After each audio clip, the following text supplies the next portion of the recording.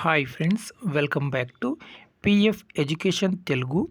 గత 2 రోజుల నుండి మనకు ఈపీఎఫ్ఓ సర్వర్ పనిచేయడం లేదు, ఓటీపీస్ కూడా రావడం లేదు, ఆధార్ ఇష్యూ కూడా మనకు కనిపిస్తూ ఉంది. సో చాలామంది మనకు కామెంట్ చేస్తున్నారు ఎందుకు ఈ విధంగా జరుగుతుందనేసి. సో ఓటీపీ ఇష్యూ ఉంది, అలానే ఆధార్ సర్వర్ ఇష్యూ కూడా ఉంది. సో ఇక్కడ నేను ఒక పిఎఫ్ మెంబర్ది పాస్వర్డ్ చేంజ్ చేసి చూపిస్తాను ఏ విధంగా ఎర్రర్ ఇక్కడ కనిపిస్తుందో. సో ఇక్కడ నేను ఫర్గెట్ పాస్వర్డ్ పైన క్లిక్ చేస్తున్నాను. దాని తర్వాత ఇలా మనకు ఓపెన్ అవుతుంది. ఇక్కడ మెంబర్కి సంబంధించిన యూఏఎన్ నెంబరు క్యాప్చా ఇక్కడ ఎంటర్ చేసి నెక్స్ట్ పేజ్ మీకు చూపిస్తాను. ఓకే ఫ్రెండ్స్, ఇక్కడ చూడవచ్చు ఈ విధంగా మనకు కనిపిస్తూ ఉంటుంది నెక్స్ట్ పేజ్లో.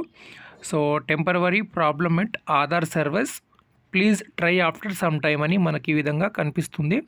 సో గడిచిన 2 రోజుల నుండి ఇదే విధంగా మనకు కనిపిస్తూ ఉంది.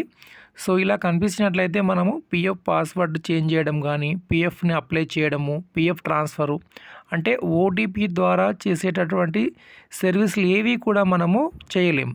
సో ఈ విధంగా మనము కనిపిస్తే మనం ఒక 4 to 5 వర్కింగ్ డేస్ వెయిట్ చేయాల్సి ఉంటుంది.